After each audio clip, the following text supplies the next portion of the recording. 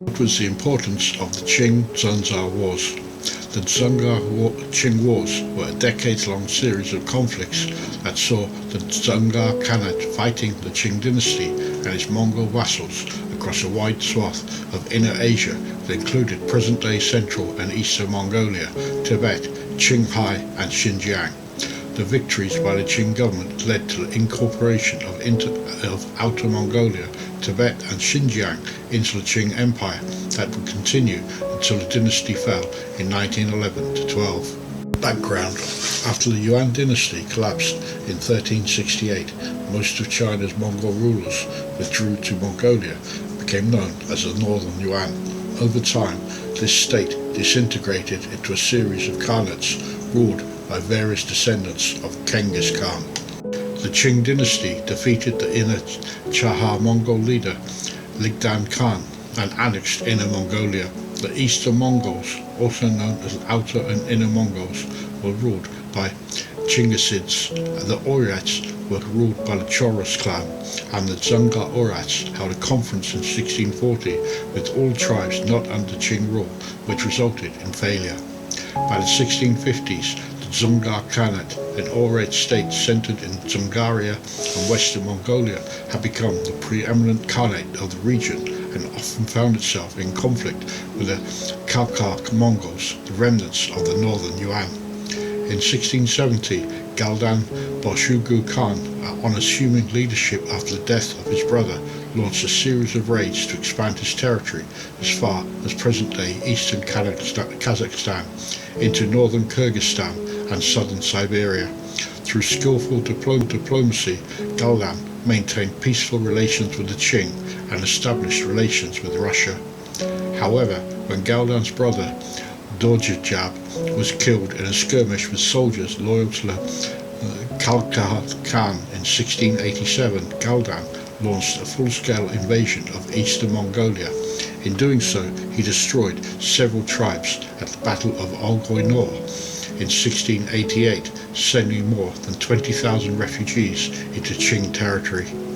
Defeated, the Khalkha rulers fled to Hohhot, seeking assistance from the Qing government, while the Qing had secured a peace treaty with the Russian Cossacks across their northern border, who had previously supported Ligdan.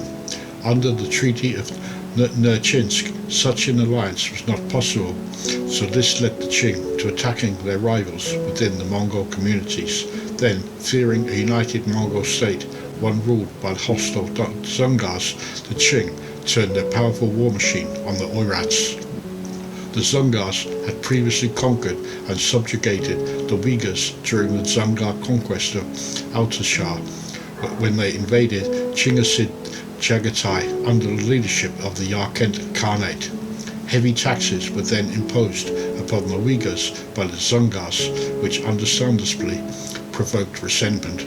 This led to uprisings, and Uyghur rebels joined forces with the Qing against the Dzungars, with the Yarkent Khanate under Muhammad Amin Khan presenting tribute to the Qing while requesting aid against attacks from the Dzungars.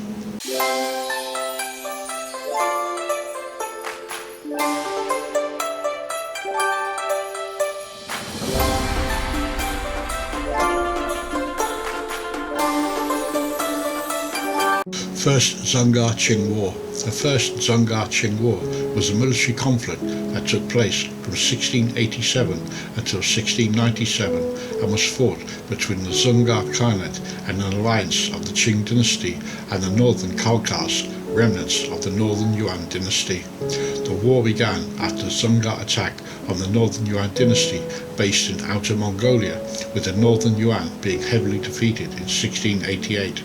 The remaining rulers and up to 20,000 refugees fled south to the safety of the Qing dynasty, with the Qing growing fearful of the increased strength of the Dzungar state. However, motivated by an opportunity to gain control over Mongolia and to quell the threat posed by a strong, unified Mongol state that the Oirats threatened to form, the Qing sent their army north to subdue their enemy in 1690. A large Qing army, led by Prince Fuquan, advanced into Inner Mongolia in the hope of trapping and crushing the Dzungar army. However, they were confronted by bad weather and difficult terrain, taking 12 days to cross the Gobi Desert, with the horses left exhausted. Running short on supplies, the Qing met with the Dzungars at Ulaanbaatar in September 1690. Outnumbered by a ratio of 5-1, the Dzungar survivors managed to escape into the surrounding hills. The Qing claimed victory, but this failure to completely destroy the Dzungar army led to the dismissal of the army commander, with Ligdan still in control of Mongolia from the northern Selenga River to the Khalkhin Gol in the south. During a pause in the conflict in 1691, the rulers of Khalkha declared themselves as vassals of the Qing. This move effectively ended the last remnants of the Yuan dynasty. It also enabled the Qing to absorb the Khalkha forces into the Qing army and left the Khanate emperor more determined than ever to exterminate Ligdan. Negotiations between the two opposing sides came to nothing, as the Dzungars sought allies, including the Russians and Mongol princes, but each overture was rejected as Khanate began preparations for a military expedition in 1696. The expedition included the acquisition of 1,333 carts, with each to carry 6 shi of grain. The three armies, the first numbering 30,000 soldiers, advanced north in 1696 under the command of Fiyangu, with another 10,000 reinforcements sent in a bid to trap Ligdan. Khanate personally led an army of 32,000 that included 235 cannons carried on the backs of camels, while the third army consisted of a further 10,000 soldiers but played no active part in the campaign. The army of the Dzungars were heavily outnumbered and weakened by the plague, so they were unable to offer much resistance. Ligdan's forces attacked the western force of the Qing at the Battle of Jiaomodo in May 1696 and was narrowly but decisively defeated. The Dzungars without artillery suffered heavily from the Chinese combination of musket and cannon fire. The battle ended in a Qing victory, as all but 40 or 50 Dzungars were killed or scattered, effectively ending them as a military force. Ligdan himself managed to escape, partly through a counterattack from an army led by his wife, Queen Anu, who died in the fighting, while Ligdan fled to the Altai Mountains, where he later died of the plague in 1697, with just a few of his loyal followers at his side. Once the war had ended, a Qing garrison was stationed in what is today Ulaanbaatar, and Khalkha Mongolia was placed under Qing rule, and Outer Mongolia became incorporated in the Qing Empire. After the death of Ligdan, Swang Rabtan, a long-time anti-Ligdan chief of the Oirats and provided intelligence to the Qing, was appointed as Khan of the Dzungars, while the Dzungars were effectively ended as a fighting force in the 1690s. They would not be completely eradicated by the Qing until additional wars over several decades later. Second Dzungar-Qing War in Tibet. In 1642, Genghis Khan, the founder of the Choros Khanate, overthrew the Prince of Sang, then made the 5th Dalai Lama the highest spiritual and political authority in Tibet, while establishing the regime known as Ganden Podrang. Swang Rabtan, mentioned earlier in the video of the Dzungar Khanate, invaded Tibet in 1717 and deposed the pretender to the position of the 7th Dalai Lama, Ligdan Khan, the last ruler of the Choros Khanate, killing Ligdan Khan and his entire family. Swang Rabtan's army also wiped out a small military force sent by the Khanate emperor to clear traditional trade routes in the Battle of Salween River in 1718. In response, Khanate sent a force to expel the Dzungars from Tibet in 1720. This began the Qing rule of Tibet that lasted until the Qing dynasty fell in 1912. Third Dzungar-Qing War. In 1723, the Yongzheng Emperor, Khan's successor, sent an army of 230,000 under the leadership of Nian Gengyao to Qinghai to quell a Dzungar uprising on the Qinghai Tibet plateau. Due to the difficult geography of the region, the Qing army, although holding superior numbers, was unable at first to engage the immobile enemy. Eventually, the two opposing sides met and the Dzungars were defeated, although financially the campaign cost the Qing treasury more than 8 million silver taels. One tael was about 1.3 ounces of silver. A war between the two sides broke out, and Ligdan sent out his armies to quell the Dzungars, who were repeatedly attacking the Manchu border. During the summer of 1731, the Qing army of 15,000 fought a Dzungar detachment of 5,000, taking over 400 prisoners before the Dzungars counterattacked in the Altai Mountains against a Qing army of 40,000.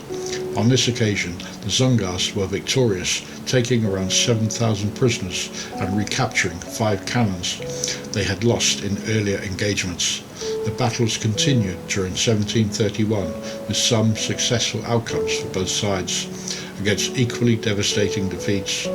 However, in 1732, events came to somewhat of a conclusion when the Khalkha forces of around 30,000 defeated the Dzungars close to the Erdene monastery before the Dzungars inflicted a defeat on the Qing at Modon Khotong. The Qing then made peace with the Dzungar Khanate, with a border being drawn up in a 1739 treaty. Final conquest of the Dzungars. In 1752, a contest for leadership and the title of Khan of Dzungars occurred between Dawashi and the Oirats prince Amusana. Amusana had suffered from several defeats by Dawashi and had fled with a small army to seek the protection of the Qing imperial court. By this time, the Qing was under the reign of the Qianlong emperor, who pledged to support Amusana. In 1755, Qianlong sent the Manchu general Zhou Hai together with Amusana to lead a campaign against the Dzungars. After several skirmishes and small battles along the Ili River, the Qing army forced Dawachi to surrender. Amusana was appointed as the Khan of Khoid by the Qianlong emperor. This was to the displeasure of Amusana, who wanted to hold the title Khan of the Dzungars.